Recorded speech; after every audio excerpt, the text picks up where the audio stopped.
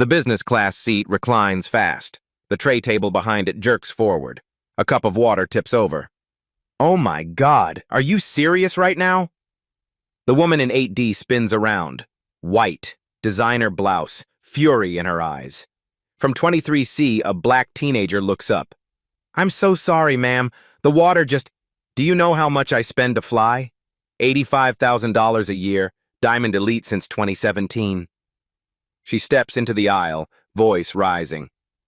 And they seat me in front of people who can't even sit properly? It was an accident, I apologize. Of course it was. People like you always have excuses. The woman's lip curls. Let me guess. First time flying? The girl's voice stays steady. No, ma'am. The slap happens before the sentence ends. Skin on skin. Loud enough that row 14 hears it.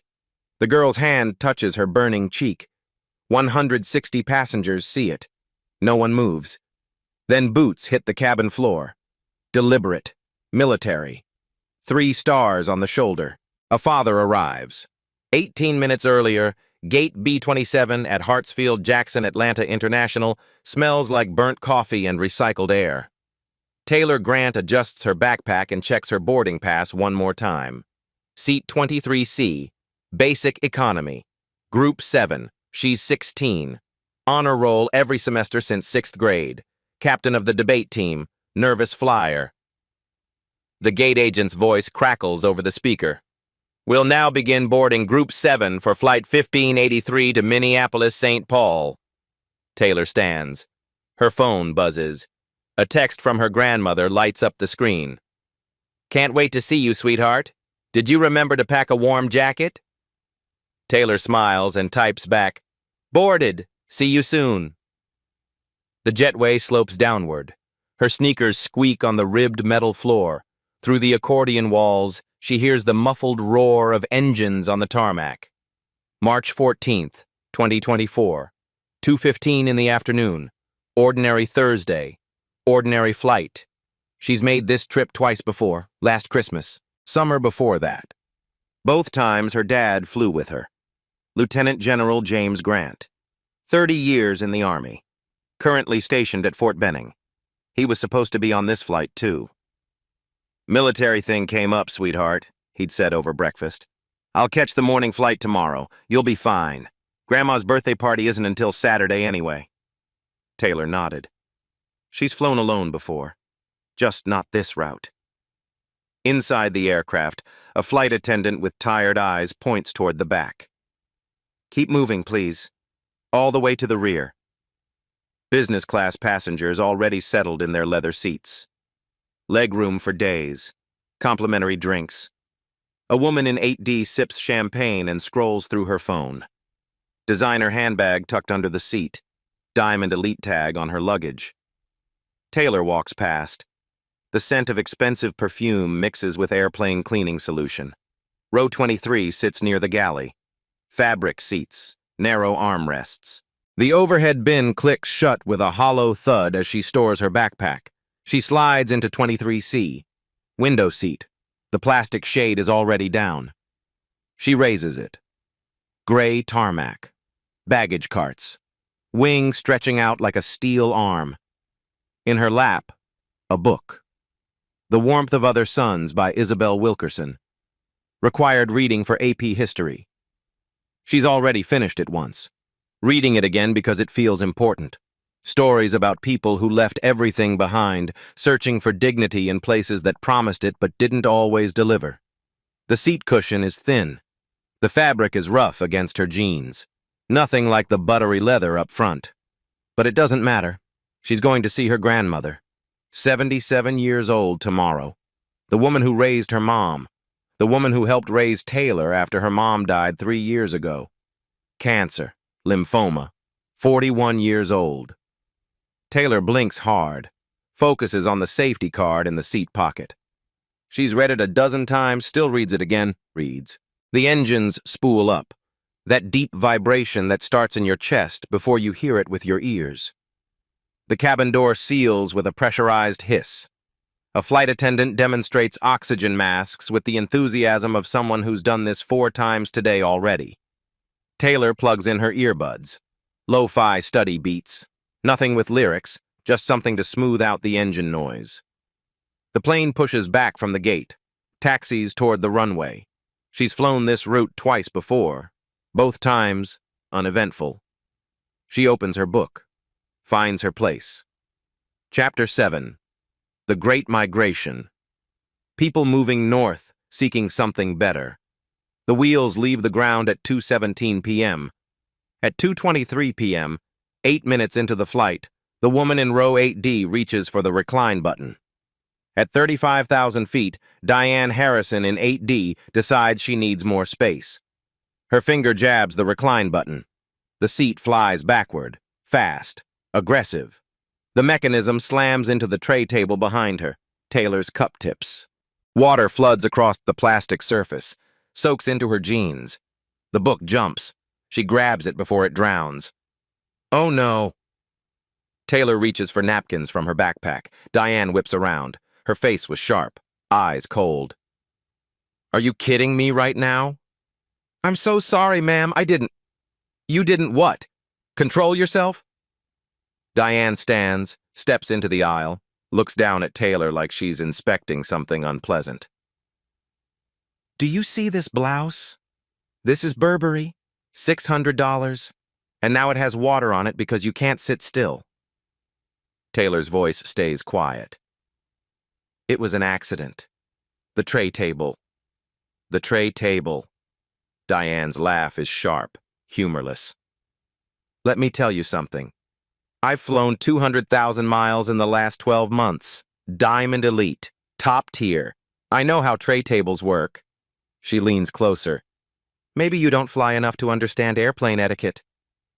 A man in 11B, elderly with white hair, looks up from his magazine. Ma'am, it was clearly an accident. Diane's head snaps toward him. I'm sorry, are you involved in this? The man blinks, says nothing, looks back down. Taylor dabs at her wet jeans with a napkin. I really am sorry. I can pay for dry cleaning if... Pay for it? Diane's voice rises. You're sitting in basic economy. What are you going to pay with? Your lunch money? She scans Taylor up and down, takes in the Target jeans, the worn sneakers, the backpack with the frayed strap. I spend more on a single flight than you probably see in 6 months. From 12C, a middle-aged man named James Burton pulls out his phone. Quietly. Angles it toward the confrontation. His wife in 12B whispers, Don't get involved. He whispers back, I'm not. I'm just documenting. Across the aisle in 12A, Amanda Fisher, a nurse in scrubs heading home from a conference, does the same. In 14F, Trevor Scott, a high school teacher, taps his screen. Record. In 9D, Karen White shifts her phone to get a better angle. 4 cameras. 4 witnesses. Diane doesn't notice. She's too focused on Taylor. I can't sit in front of someone so careless, so disruptive. She looks toward the galley. Excuse me? Flight attendant? No one comes yet. The crew is busy with drink service up front. Diane turns back to Taylor. Stand up. Taylor looks up, confused. What? Stand up. I need to get something from the overhead bin. Or do I need to spell that out too? Taylor unbuckles, stands, moves into the aisle to let Diane pass. Diane doesn't move to the overhead bin. She stops, stands directly in front of Taylor. Close, invasive. Look at me when I'm talking to you. Taylor lifts her eyes, meets Diane's gaze, her voice barely above a whisper. Yes, ma'am. You need to learn some manners, some respect. Diane's finger jabs toward Taylor's chest. Doesn't touch, but close. Girls like you think you can just...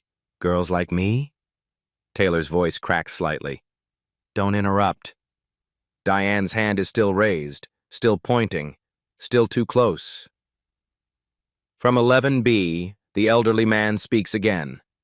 This is unnecessary. From 12C, James Burton says quietly, "Ma'am, she apologized. Multiple times." Diane ignores them both. Her eyes stay locked on Taylor. "You've been disrespectful from the moment I sat down. Entitled. Thoughtless." Taylor's hands shake. She clasps them together. "I've said I'm sorry. I don't know what else." Diane's hand moves. Not a point. Not a gesture. A slap. Open palm, full force. Across Taylor's left cheek. The sound cracks through the cabin like a thunderclap in a tin can. Taylor's head snaps to the side. Her hand flies to her face. The burn spreads instantly. Hot. Stinging. Humiliating. For 2 seconds, the entire cabin holds its breath. Then the whispers start. A wave rolling backward through the seats. Passengers crane their necks. Some stand slightly to see. Others pull out phones. Taylor's eyes fill. She doesn't let the tears fall. Won't give Diane the satisfaction. But her cheek blazes red. The imprint of 4 fingers is already visible. Diane smooths her blouse, steps back, returns to 8D, sits down like nothing happened. Taylor stands frozen in the aisle. 16 years old. Alone. Burning. From the galley, footsteps approach. Finally. A flight attendant. But not for the reason Taylor hopes. The flight attendant who arrives is Jennifer, 34. 8 years with the airline. Name tag polished, smile professionally neutral. She doesn't look at Diane. She looks at Taylor. "Ma'am, I'm going to need you to take your seat and calm down." Taylor's hand is still on her cheek, still standing in the aisle. I didn't do anything. She hit me." Jennifer's smile doesn't change. "Let's not make a scene. Can you please lower your voice and sit down?" "I'm not making a scene." Taylor's voice cracks. "She slapped me, right here. People saw." From 12C, James Burton leans forward. "That's true. I saw the whole thing." "The girl did nothing wrong." Jennifer finally glances at him. Brief. Dismissive. "Sir, I appreciate your concern, but we have protocols for handling passenger disputes." "This isn't a dispute," James says. "This is assault." Jennifer's jaw tightens. She turns back to Taylor. "Miss, I understand you're upset, but I need you to return to your seat. Now." Taylor's eyes search Jennifer's face for something. Compassion, belief, anything. She finds nothing. She sits. Jennifer moves to Diane. Her voice changes, softer, almost apologetic. "Ma'am, are you all right? Do you need anything? Water? Ice?" Diane dabs at her blouse with a napkin. "I need her moved, or removed. I don't feel safe sitting in front of someone so aggressive." Taylor's head snaps up. "Aggressive? I apologized. I didn't touch you." "You see?" Diane gestures toward Taylor. "She's doing it again. Talking back. Being confrontational." Jennifer holds up a hand. "Miss, please, let me handle this." From 11B, the elderly man tries again. "This is absurd. The girl has been nothing but polite. That woman struck her." From 12A, Amanda Fisher, the nurse, nods. "I saw it too, clear as day." From 14F, Trevor Scott, the teacher, raises his phone. "I recorded it, the whole thing." Jennifer's eyes lock onto his phone. Her professional smile vanishes. "Sir, recording other passengers without their consent violates airline policy. I'm going to have to ask you to delete that." Trevor's thumb hovers over his screen. "Are you serious?" "Company policy, sir." Jennifer's voice firms up. "Recording is prohibited. Delete the video, please." Trevor looks at Amanda, at James, at the elderly man. All 3 have their phones visible now. Jennifer's eyes sweep across them. "All of you, delete the videos, now." James Burton speaks carefully. "We're documenting a crime. You're violating passenger privacy. Jennifer counters. If you don't comply, I'll have to file a report when we land. That could result in being banned from future flights. The threat hangs in the air. Slowly, reluctantly, Trevor lowers his phone. The screen goes dark. Amanda hesitates, then does the same. Karen White in 9D turns hers over, face down on her lap. Only James Burton keeps his out. Jennifer stares at him. Sir? He meets her gaze, doesn't blink. I'll delete it when we land, after I've shown it to airport security. Jennifer's mouth becomes a thin line. That's your choice, but you've noticed. She turns back to Diane. Ma'am, we're already airborne, so I can't reseat you at this time. But I'll make a note in the incident report, and we can arrange for law enforcement to meet the aircraft when we land. Diane's eyebrows lift. Law enforcement? For me? No, ma'am. Jennifer actually looks sympathetic. For her. She nods toward Taylor. Taylor feels the floor drop out. What? For me? She's the one who... Miss, you need to stop talking.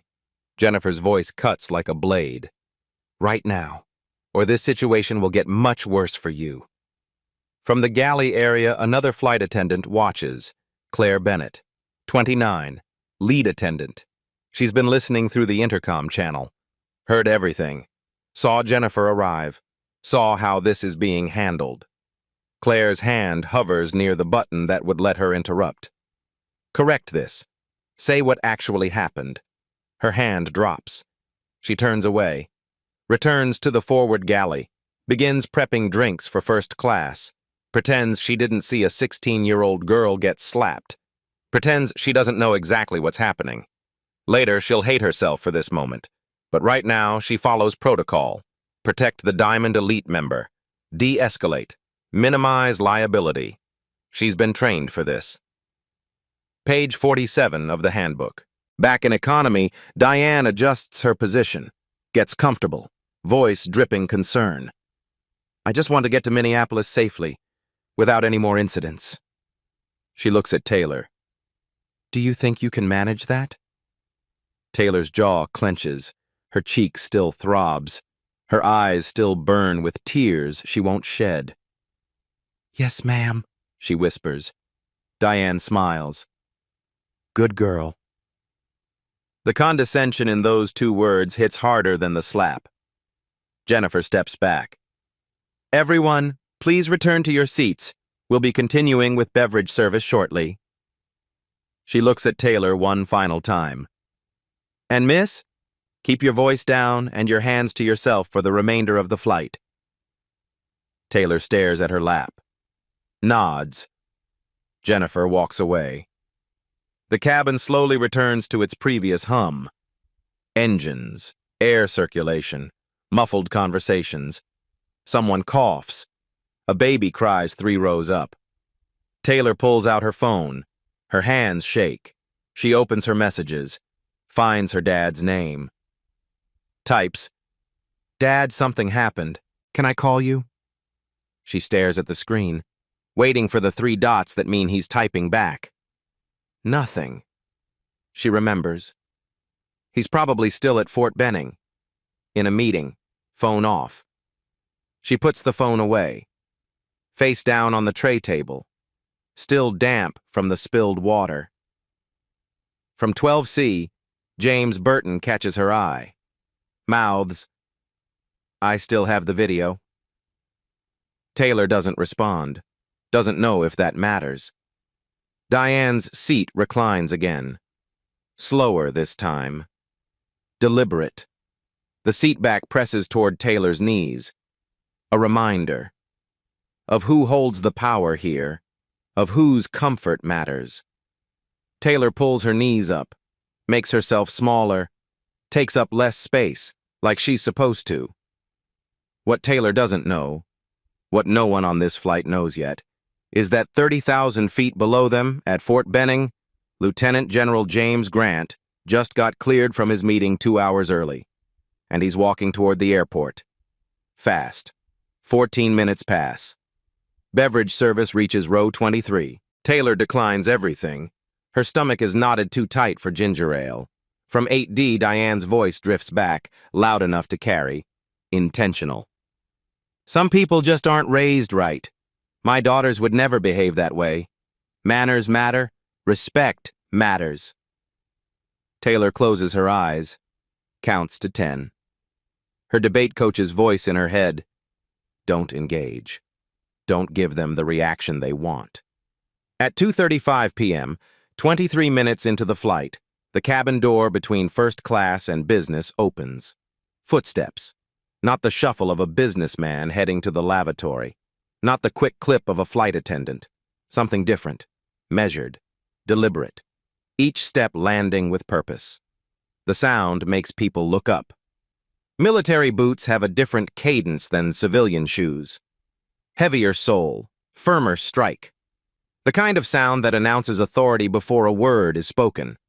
A man moves through business class, 6'1", broad shoulders, dress blue uniform, the kind you wear for official business, for ceremonies, for moments that matter.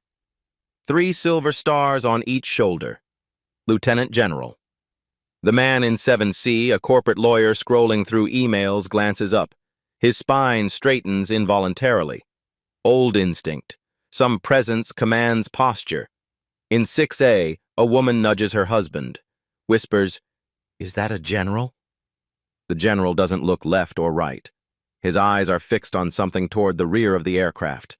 His jaw is set, his hands loose at his sides, controlled, calm, but moving fast.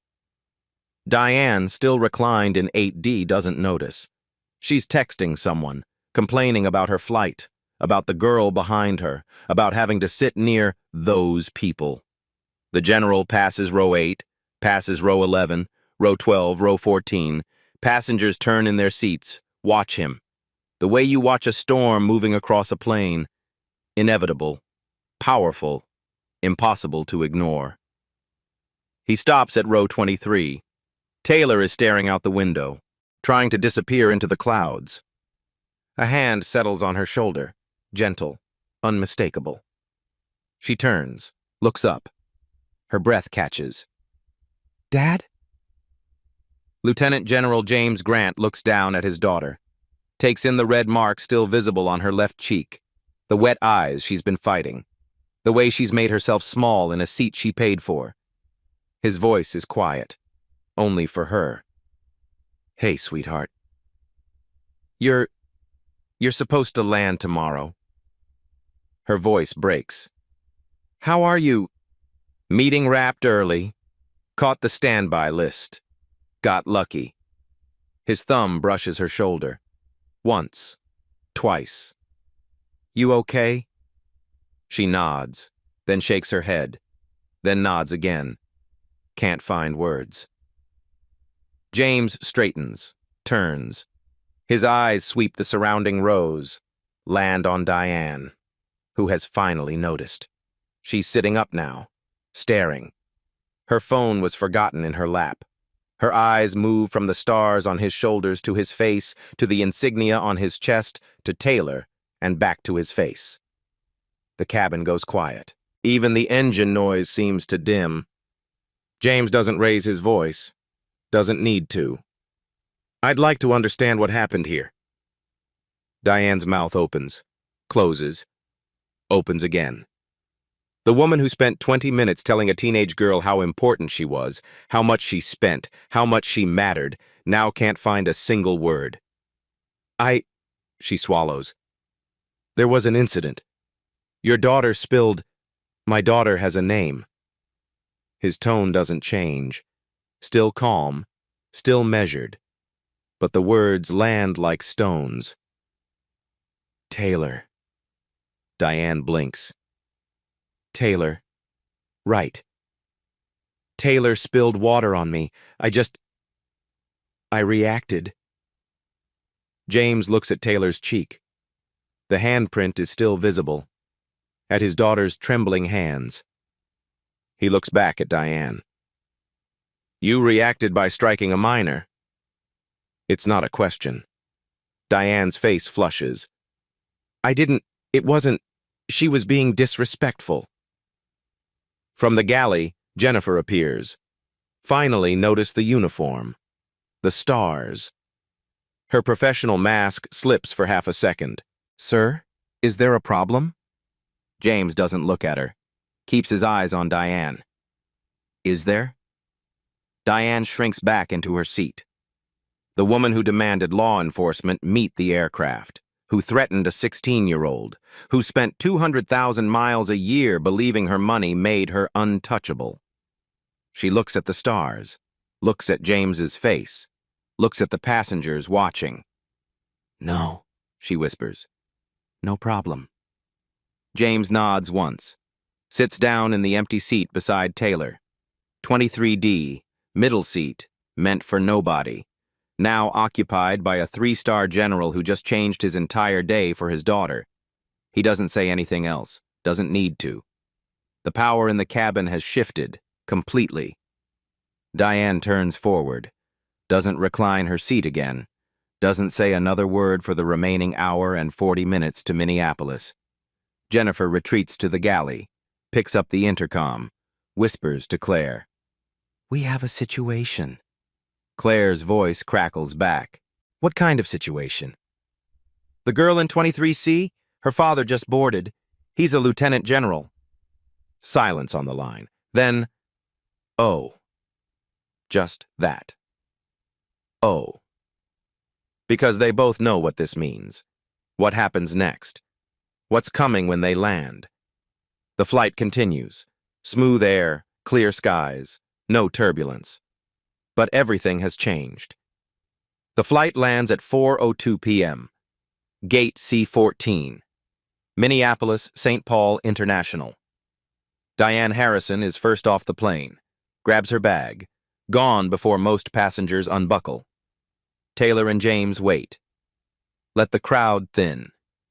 Walk together through the jetway. Airport police wait at the gate. 2 officers. Jennifer stands beside them. Talking. Gesturing. The older officer steps forward. "Sir, we received a report of an incident." James nods. "Yes, my daughter was assaulted. I'd like to file a report." The officer blinks, looks at Jennifer, back to James. "That's not what we were told, sir." James pulls out his phone. "Then let me clarify. I have witness statements, video evidence. Would you like to see them?" During the flight, James had moved quietly through the cabin, spoken to James Burton in 12C, Amanda Fisher in 12A, Trevor Scott in 14F, Harold Jenkins in 11B. All gave contact information. 3 airdropped videos. The officer's notepad comes out. "Let's start over." 2 hours later, Airport Hilton. Police report filed. Witness statements documented. James makes a phone call. Attorney Sarah Williams answers on the second ring. 35. Georgetown Law. 12 years specializing in civil rights. 3 successful airline lawsuits. "General Grant, I've been expecting your call." Taylor tells her everything. The water, the accusations, the slap, the crew's response. Sarah listens. Then, "Taylor, this will get ugly. Media, depositions. People will lie about you. Are you ready?" Taylor looks at her dad. He nods. "Yes, ma'am." "Good. Send me everything."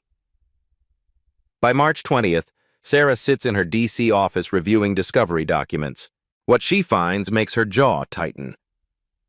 Receipt number 4. Diane's complaint. History. The airline's customer service database reveals a pattern. Diane Harrison, member since 2017. Diamond Elite since 2018. 11 formal complaints, 2019 to 2024. May 2019, requested seat change. Uncomfortable next to a passenger who doesn't speak English. The passenger spoke Portuguese. Resolution. Diane moved. 5,000 bonus miles. August 2020. Complained about rude flight attendant. The attendant was black. Resolution. Employee coached. Diane given 10,000 apology miles. January 2021. Demanded Muslim passenger be rescreened. Security found nothing. Resolution. Diane upgraded to first class on the next flight. March 2022. Complained Asian American passenger spoke too loudly. Decibel test showed normal conversation. Resolution. Passenger asked to quiet down. Diane received drink vouchers, 3 more in 2023, 2 in early 2024. 9 of 11 involved passengers of color. Every single time, Diane compensated. Passenger blamed or removed. Sarah leans back. They knew. They always knew. Receipt number 5. Internal emails. The subpoena pulls corporate communications. November 4th, 2023. Brian Foster, Regional Manager, to Customer Service Team. Ms. Harrison is top tier. Annual spend $85K. Lifetime miles 2.3 M. Handle her complaints with extreme sensitivity. Approve compensation within reason. Priority is retention. Document minimally to avoid liability. January 12, 2024. Brian Foster, to Flight Operations. Per corporate, when conflicts arise between fare classes, prioritize retaining higher-value customer. Diamond Platinum members are 37% of profit despite being 8% of passengers. Handle accordingly. March 14, 2024, 5:47 p.m. Kevin Morris, Supervisor, to Jennifer. Revise your incident report. Remove physical altercation and struck minor. Replace with verbal dispute de-escalated by crew. We don't need FAA scrutiny. Revised report due end of shift. Mwah. Sarah highlights the last email, prints it, pins it to her board. Cover up, in writing. Receipt number 6, revenue data. Internal accounting shows the math. Diane Harrison, 2017-2024, $340,000 total spend. Diamond Elite benefits include enhanced dispute resolution priority. Translation, Diane wins, regardless of facts. Taylor Grant's ticket, $127. Basic economy, no status. In the algorithm, Diane is worth 2,677 Taylors. Receipt number 7. The edited report. Discovery produces both versions. The airline didn't delete the original, just buried it. Version 1. Jennifer, 2:47 p.m. in flight. Physical altercation row 823. Passenger 8D struck minor passenger 23C on face. Multiple witnesses. Cause, spilled water when 8D reclined. 23C apologized repeatedly. 8D verbally aggressive, then physical. Recommend security meet aircraft. Version 2. Submitted to FAA, 6:30 p.m. Verbal dispute between 8D and 23C regarding personal space. Both counseled. De-escalated. No injuries. No action required. Metadata doesn't lie. Original, 2:47 p.m. Edit, 6:30 p.m. Editor, Kevin Morris. Same supervisor who ordered the change. Witness affidavits. By March 22nd, Sarah has 4 sworn statements. James Burton. I saw everything. Unprovoked assault. The crew blamed the victim. Amanda Fisher. As a mandated reporter, I don't understand why airlines aren't. That girl was attacked. Trevor Scott. I break up student fights. This wasn't a fight. This was an adult assaulting a child. Harold Jenkins. 40 years flying. Never seen anything like this. The attacker got treated like royalty. 4 strangers. 4 cameras. 1 truth. Sarah calls James on March 23rd. General, once we file, there's no going back. They'll come after you. After Taylor. Leak stories. Unlimited resources. James's voice is steady. Counsel, I've been shot in 3 countries. I've lost soldiers under my command. None of that scared me like watching my daughter get hit and blamed for it. Pause. File the lawsuit. Sarah files March 24th. Federal court. Civil rights violation. Assault. Corporate negligence. Systemic discrimination. Damages. to be determined at trial.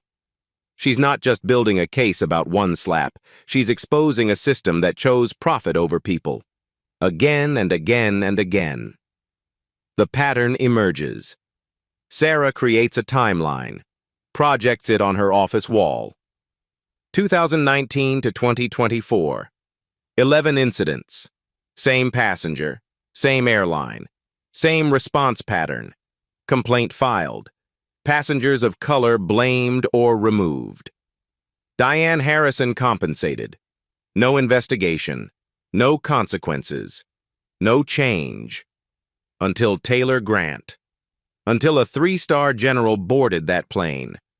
Until someone finally had the power to fight back. Sarah prints out the training manual excerpt Brian Foster referenced in his email. Requests the full document. The airline's lawyers object. Judge orders production. It arrives March 26th. Page 47 will change everything. But that's still 2 weeks away. First, the airline has to respond to the lawsuit. They do. March 25th. Not with an apology, with a declaration of war. Do you think 11 complaints are enough to prove a pattern? Or will the airline find a way to explain it away? Comment your thoughts below. This is where it gets ugly. March 28th. 4 days after the lawsuit. The counterattack comes through the media first. Receipt number 8. The planted article. Daily Buzz publishes at 6:42 a.m. The headline explodes across social platforms.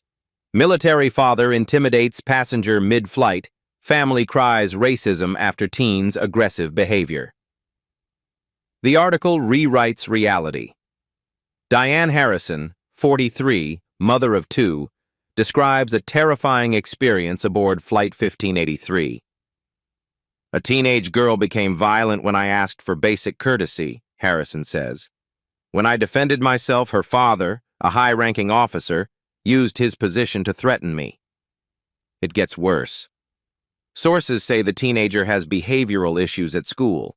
Lieutenant General Grant allegedly leveraged military rank to intimidate civilians. He walked through that cabin like he owned it, an anonymous flight attendant reported. Passengers were scared. Zero mention of the slap, the videos, Diane's complaint history. Just lies wrapped in words like allegedly and sources say. A photo accompanies it. James in uniform, cropped from a DoD press release.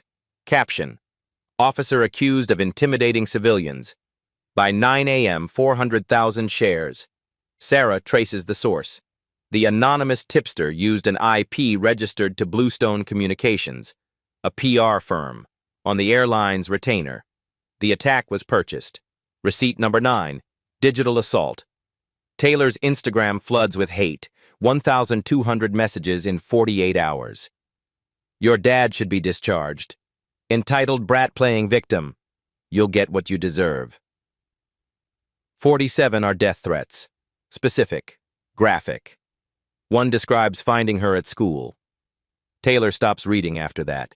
James's military email gets 300 messages. Slurs. Accusations of weaponizing rank. Calls for his removal. In Minneapolis, someone spray paints Taylor's grandmother's garage. Hateful words. 2 nights later, brick through the window. Note attached, tell your granddaughter to drop it. FBI investigates. Threats against military officers are federal crimes. Some IPs trace to bot farms. Eastern Europe, paid harassment. Others are domestic. Real people, real hatred. Taylor breaks. She tries school, March 30th. The hallway goes silent when she enters. Not good silence. Watching silence. Someone printed the Daily Buzz article, taped copies everywhere. Her debate coach pulls her aside. Maybe take a few days. Let this settle. Let what settle? I didn't do anything. I know, but parents are calling. School board is getting pressure. Taylor leaves before the 3rd period. Doesn't return. The military inquiry. April 3rd. Official notification arrives. U.S. Army Inspector General, Alleged misuse of military authority. Anonymous complaint through proper channels. Allegation: Lieutenant General Grant improperly used rank to intimidate civilian passenger, bringing disrepute upon armed forces. Standard procedure. But this is different. This could stall promotion, mark his record, stain 30 years of service. His CO calls. Jim, did you threaten anyone? No, sir. I asked what happened. Calmly. Did you identify as a general? I wore dress blues, sir. Just came from the ceremony. Did you use your rank? James pauses. If my uniform intimidated someone who assaulted a child, that's not misuse. That's the consequence. I believe you. But this runs its course. Legal advises no public statements. James looks at Taylor on the couch. Hasn't eaten properly in days. Sir, I won't stay silent while they destroy my daughter. Your choice, but it complicates things. The counter lawsuit, April 5th. Morrison and Klein, LLP files for Diane. Defamation, emotional distress, false accusation, demand, $2.5 million, plus a public apology, plus Taylor's permanent silence. Press conference. Diane at the table, makeup perfect, tissue ready. Her attorney speaks. Ms. Harrison is a devoted mother vilified by false narrative. She acted in self-defense. Now she's crucified because a powerful family manipulates the system. Reporter. The videos show she struck a minor. Attorney. Context matters. My client's perception of threat is valid. Videos don't show what happened before. Reporter. What about 11 prior complaints involving passengers of color? Unrelated. We won't dignify baseless accusations. Diane speaks, voice trembling. I just want my life back. I'm not a monster. I'm a mother who made a split-second decision in a frightening situation. Flawless performance. Sarah watches from her office, calls James. They're good. What do we do? Don't blink. Keep building. Taylor wants to quit. Sarah closes her eyes. Let me talk to her. Taylor's voice comes on, small, broken. Ms. Williams, they want you to quit. That's the strategy. Overwhelm you, exhaust you. But if you stop, this happens to the next girl, and the next. I'm 16, I can't do this. Give me 1 week. If you still want out, I'll respect it. 1 week. Silence. Okay? 1 week. April 8th. Taylor hasn't left the house in 5 days. The internet decided. She's guilty. Her father's guilty. The lawsuit's a scam. Then, April 12th. An email arrives. Subject: I'm sorry I didn't speak sooner. Sender: Claire Bennett, flight attendant. Lead crew in 1583. The woman who watched everything. Who said nothing. Until now. Taylor's bedroom door stays closed for 3 days straight. James sits outside it, back against the wall, coffee going cold in his hand. Taylor, talk to me. Silence. He tries again. Sweetheart, please. From inside, her voice comes muffled, raw. They're right, Dad. Maybe I did something wrong. Maybe I... Stop! His voice cuts through the door, gentle but firm. Don't let them rewrite what happened. But what if... Taylor, open the door. 10 seconds pass. Then the lock clicks. She stands there. Hasn't slept in 48 hours. Eyes swollen. Still wearing the same clothes from 2 days ago. I just wanted to visit Grandma. Her voice cracks. That's all. Why is this happening? James has no answer. Has spent 30 years leading soldiers, giving orders, solving problems. Can't solve this. He opens his arms. She collapses into them. 16 years old and the world is crushing her. They sit on the floor. Her room is dark except for the strip of light from the hallway. The school called, James says quietly. The principal suggested homeschooling. For your safety. Taylor pulls back. They're kicking me out? No, suggesting. Because parents are complaining. Because the board is getting pressure. From who? People who read one article and decide you're guilty. She draws her knees to her chest. What about your inquiry? James exhales slowly. Still ongoing. The Inspector General wants a formal interview next week. What happens if they decide against you? Could be a letter of reprimand. Could delay promotion. Could be nothing. Could be your career. He doesn't deny it. Taylor's hands shake. This is my fault.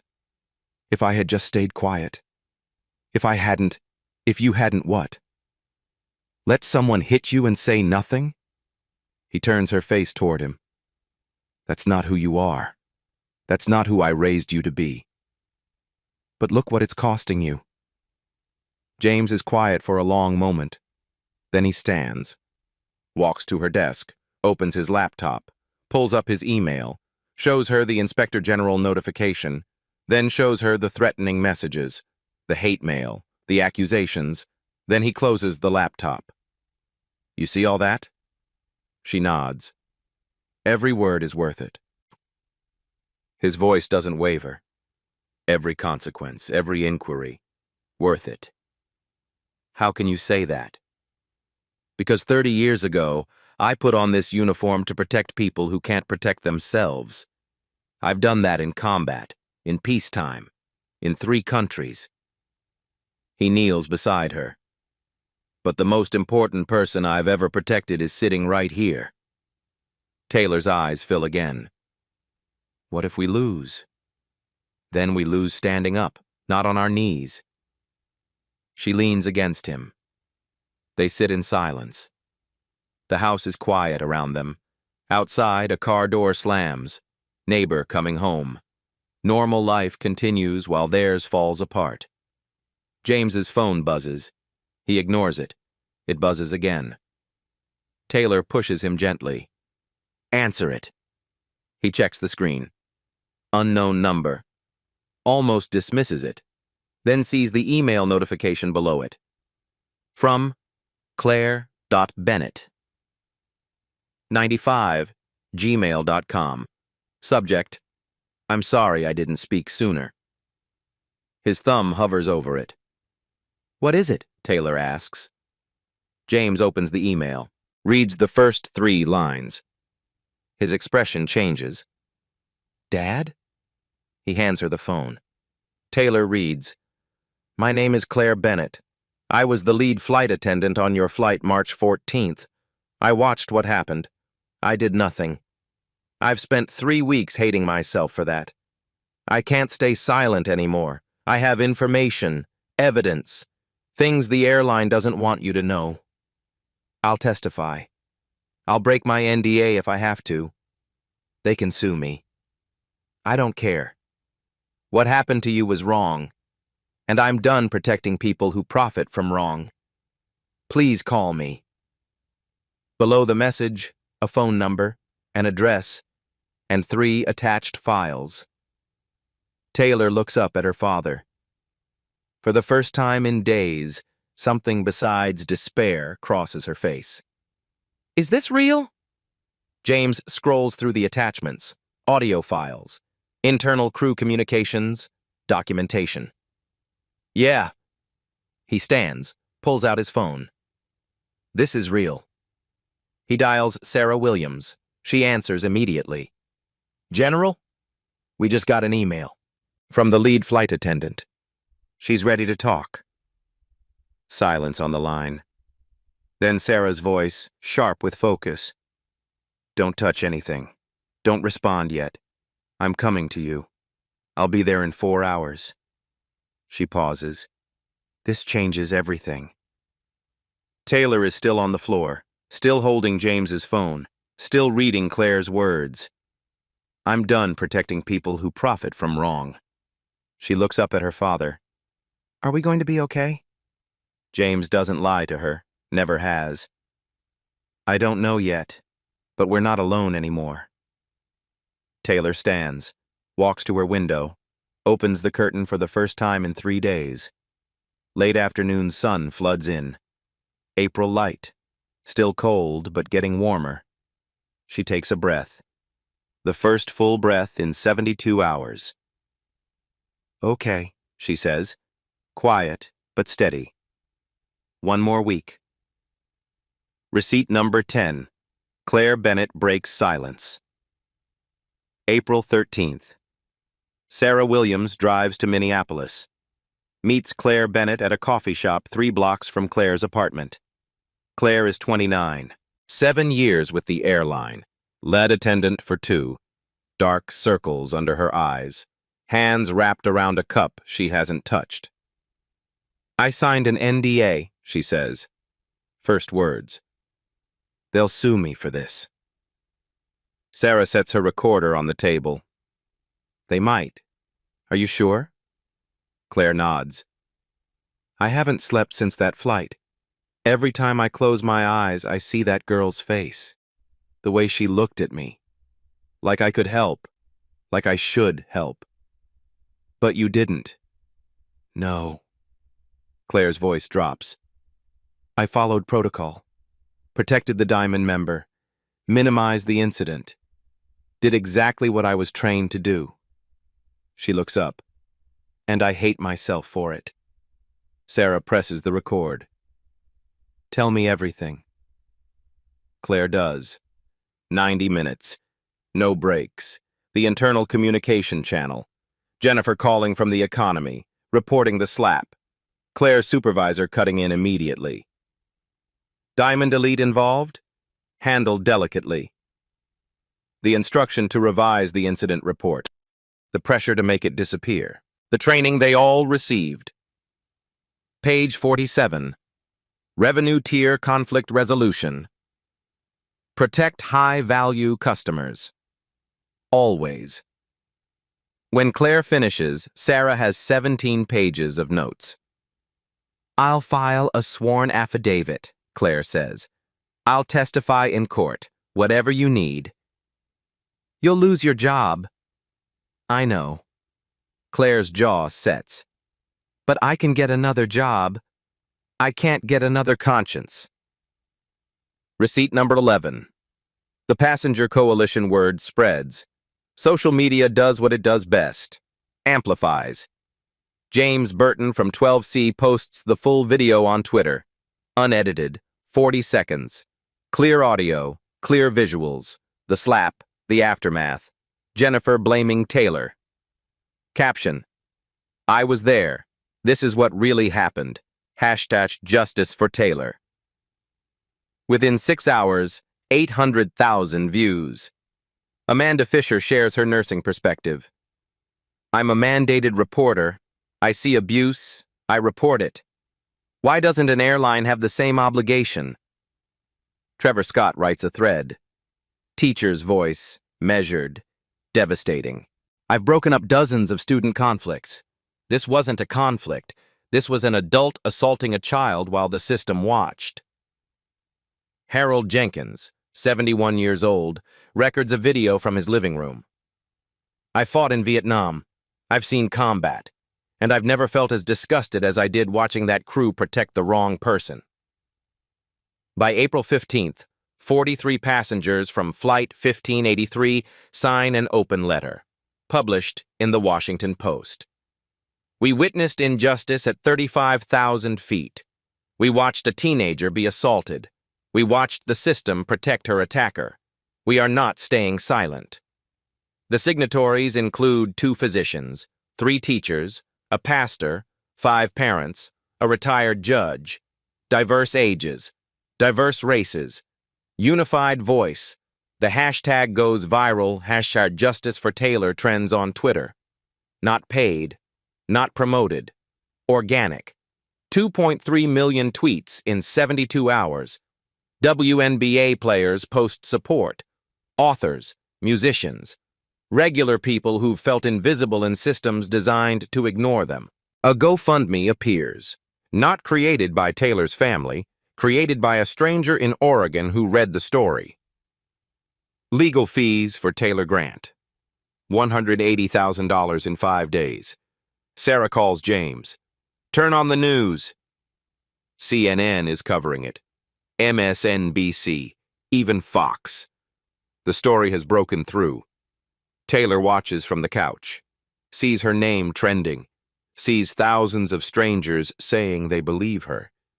She cries, but different tears this time. Relief, not defeat. James sits beside her. You're not alone, sweetheart. You never were. Taylor's phone buzzes. Text from her debate team captain. We're with you. All of us. Come back when you're ready. Another text. From a classmate she barely knows. What happened to you was wrong. I'm sorry people didn't believe you. I do. More messages. Dozens. Flooding in. Her grandmother calls. Baby, I'm so proud of you. Taylor's voice cracks. I didn't do anything, Grandma. You stood up. That's everything. That night, Taylor sleeps. First full night since March 14th. But at 3:47 a.m., Sarah Williams receives an email. Anonymous sender. Subject. You'll want this. One attachment. PDF. 127 pages. Flight Attendant Crew Handbook. 2023. Internal use only. Sarah opens it, scrolls to page 47, read 3 paragraphs. Her hand goes to her mouth. Oh my God. This isn't just evidence. This is the smoking gun. Receipt number 12, the smoking gun. Sarah Williams doesn't sleep after opening that PDF, reads it 3 times, highlights, cross-references, verifies metadata. The document is authentic. Internal airline publication. Distributed January 2024 to 12,000 crew members. Flight Attendant Crew Handbook 2023. Revenue Management Integration, page 47. Section 4.7. Revenue Tier Conflict Resolution Protocol. The language is clinical, corporate, devastating. When conflicts arise between passengers of different fare classes, crew will prioritize de-escalation methods that retain the higher value customer. Diamond Elite and Platinum members represent 37% of annual revenue, despite comprising only 8% of passenger volume. Resolution strategies must reflect this economic reality. It continues. In disputes involving Diamond Platinum passengers, offer immediate seat relocation, complimentary upgrades, or on-the-spot compensation. Document incidents with minimal detail to reduce liability exposure. Phrase reports as passenger preference issues rather than conflicts whenever possible. In disputes involving basic economy passengers, request compliance with crew instructions. If a passenger remains non-compliant, removal from aircraft is authorized per FAA regulation. Document thoroughly to establish cause for removal. Page 51 makes it explicit. Ambiguous situations. Defer to passenger with higher lifetime customer value. Corporate legal will support crew decisions that prioritize revenue retention. When in doubt, protect the asset. Protect the asset. Not the person. The asset. Sarah sits back. The airlines didn't just tolerate discrimination, they systematized it, wrote it down, trained 12,000 employees to implement it. In writing, with page numbers, with corporate legal's blessing. She calls James at 6:15 a.m., doesn't apologize for the hour. I need you and Taylor in my office, today. This changes everything. The press conference, April 18th. Sarah holds a press conference. National media. Packed room. She projects page 47 onto a screen behind her, lets reporters read it themselves. The room goes silent, then erupts. They're admitting to a 2-tier system? Is this legal? How long has this policy been active? Sarah's voice cuts through. This manual was distributed in January 2024, updated from previous versions. The airline has operated under revenue prioritization protocols for at least 5 years, possibly longer. She clicks to the next slide. Email from Brian Foster, the one telling supervisors to handle Diamond members delicately. and document minimally. Next slide. The edited incident report. Version 1 versus version 2. This isn't about one passenger, one flight, one slap.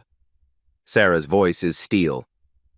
This is about a corporation that built discrimination into its operating procedures, that trained employees to value money over human dignity, that put a price tag on justice and decided a 16-year-old girl wasn't worth protecting. A reporter stands. What's your ask? Full policy reform, independent oversight, compensation for every passenger subjected to this protocol. Sarah pauses. And criminal investigation into obstruction of federal reporting. Another reporter. The airline's response? Right on cue, Sarah's phone buzzes. Statement from the airline's PR team. She reads it aloud. The referenced training materials are outdated and do not reflect current policy. We are committed to treating all passengers with equal respect and dignity. Sarah looks up. This document is dated January 2024. 3 months ago. We pulled metadata. It was actively distributed to crew tablets as recently as March 10th, 4 days before Taylor Grant was assaulted. She holds up her phone. They're not admitting fault. They're lying. Again. Receipt number 13. Federal intervention, April 21st. 3 days after Sarah's press conference, the Federal Aviation Administration issues a statement. Notice of investigation. MAREF AA 2024-891. The FAA has opened a formal inquiry into alleged discriminatory passenger management protocols at airline name. Investigation will review training materials, incident reporting procedures, and complaint handling practices from 2019 to present. Potential violations include failure to maintain a safe operating environment and obstruction of mandatory incident reporting. Penalties listed: fines up to $25,000 per violation. Potential route suspensions. Mandatory policy overhaul. The airline's stock drops 11% in 2 hours. Within 24 hours, 3 more passengers file lawsuits. Different airlines, similar stories. The floodgates open. Senator Elizabeth Warren calls for congressional hearings. If one airline has a pay-to-discriminate policy, how many others do? Taylor watches the news with her father, sees her case becoming something bigger, a movement, a reckoning. Dad, did we do this? James squeezes her hand. You did this, by refusing to disappear. That night, the airline's CEO released a video statement. Damage control, too late. But Sarah knows the real battle is still ahead. May 8th, Federal Courthouse. Preliminary injunction hearing. Diane Harrison will have to testify. Under oath. On record. With videos playing. With training manuals entered as evidence. With 43 witnesses ready to contradict every word. Sarah closes her laptop. Looks at Taylor sitting across from her. Ready? Taylor nods. Ready. Receipt number 14. The Reckoning, May 8th. U.S. District Court, Northern District of Georgia. Judge Patricia Moore presiding. 61 years old. 20 years on the bench. Reputation for zero tolerance of theatrical bullshit. The courtroom smells like wood polish and old law books. 47 people in the gallery. Every major outlet has a reporter present. Taylor sits beside Sarah. James behind them in civilian clothes. Dark suit. No uniform. Sarah's advice: let them see the father, not the general. Across the aisle, Diane Harrison. 3 attorneys from Morrison and Klein. Expensive suits. Confident postures. Not for long. Judge Moore enters. Everyone stands. Be seated. We're here for preliminary injunction and evidentiary hearing in Grant v. Harrison and National Airways. Ms. Williams, call your first witness. Sarah stands. The defense, Your Honor. Ms. Diane Harrison. Diane's lead attorney objects. Your Honor, this is highly irregular. Overruled. This is my courtroom. Ms. Harrison, take the stand. Diane walks forward, heels clicking on marble, hand on the Bible. Swears to tell the truth. Sarah approaches. No notes. Doesn't need them. Ms. Harrison, did you strike Taylor Grant on March 14th aboard Flight 1583? Diane's voice is practiced, sympathetic. I reacted defensively to an aggressive situation. That's not what I asked. Did you strike her? Yes or no? Yes. But she... Thank you. You've confirmed the assault of a minor. Sarah doesn't pause. You stated in your deposition that Taylor was verbally aggressive. What did she say that was aggressive? Diane blinks. She was rude, disrespectful. Quote her exact words. I don't remember exact. You remember feeling threatened enough to hit her, but you don't remember what she said. She had a tone. Sarah plays the video. James Burton's footage. Audio clear. Taylor's voice. I'm so sorry, ma'am. I didn't mean to... Sarah stops it. That's aggressive? Diane shifts. You don't understand the context. Help me understand. You told the police she spilled water on you deliberately. Yes. Sarah displays the video. Different angle. Shows the seat reclining, the tray table jerking, physics causing the spill. Where's the deliberate action, Ms. Harrison? Silence. Sarah continues. You told Daily Buzz that Taylor became violent. Define violent. She was confrontational. By apologizing? By offering to clean up? Sarah's voice sharpens. Or by existing while black in your proximity? Objection! Diane's attorney jumps up. Judge Moore. Rephrase, Ms. Williams. Sarah nods. Ms. Harrison, you've filed 11 complaints with this airline since 2019, correct? I'm a frequent flyer. Sometimes service is poor.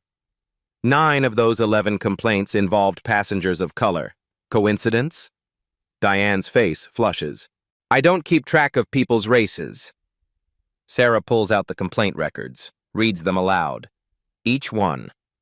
The patterns are impossible to deny. Diane's answers start contradicting. First, she says she barely touched Taylor. Video shows a full force slap. Then she claims she feared for her safety. Video shows Taylor seated, not moving. She insists she asked politely for courtesy. Witnesses state she was verbally abusive from the start. She swears she didn't know the girl's age. Taylor's booking showed minor designation. 7 contradictions. 7 lies exposed.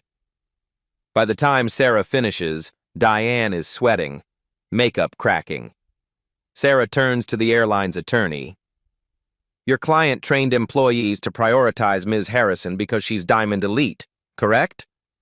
The attorney stands, clears his throat. Your Honor, we acknowledge that certain training materials contained unfortunate phrasing. Unfortunate? Sarah projects page 47 on the screen. Protect the asset. That's unfortunate phrasing. We've since revised. When? Before or after this lawsuit? The attorney looks at his shoes. After. So for 5 years, you operated under a policy that told crew to value passengers by revenue, to document incidents minimally, to remove basic economy passengers while protecting Diamond members. Yes or no? Long pause. Yes. The courtroom erupts. Judge Moore's gavel cracks 3 times. Order! She looks at Diane. At the airline's attorneys, at the evidence scattered across screens and tables. I've heard enough. Her voice could cut glass. Preliminary injunction is granted. National Airways is prohibited from using the revenue tier as a factor in conflict resolution, effective immediately. She turns to Diane. Ms. Harrison, you are banned from National Airways pending resolution of criminal charges the DA may wish to file. Diane's face goes white. Judge Moore continues. This court will not tolerate systematic discrimination disguised as customer service. Ms. Grant, you and your father have shown remarkable courage. This country owes you both. Gavel falls. Final. Outside, reporters swarm. Taylor doesn't speak. Doesn't need to. Her silence says everything. 6 months later. Diane Harrison settles. Undisclosed amount. Sources report $750,000. She signs an NDA prohibiting her from discussing the case. Banned permanently from national airways. 2 other airlines follow suit. Her social media goes dark. Her name, when Googled, brings up only one story now. The one she can't erase. National Airways pays $4.2 million in FAA fines. CEO Richard Hayes resigns. The board calls it mutual decision. Everyone knows better. Page 47 is deleted. The entire training program was rewritten. Claire Bennett helps write it. She was fired, then reinstated after public outcry. Now she's senior training supervisor. Teaches the crew that passengers are people first. Always. The Army Inspector General dismisses all charges against James Grant. Letter of commendation added to his file. Exemplary conduct in defense of family and values. Taylor returns to school in September. Senior year. Still captain of the debate team. Applications to Howard, Spelman, Georgetown. Essay topic. What happens when systems fail and people refuse to stay silent? She uses the settlement money to establish the Taylor Grant Scholarship for students who've faced discrimination and fought back. Some slaps echo louder than others. This one echoed through boardrooms and federal agencies, through policy manuals and congressional hearings, through 11 million passengers who now fly under fairer skies. Because one 16-year-old girl refused to disappear.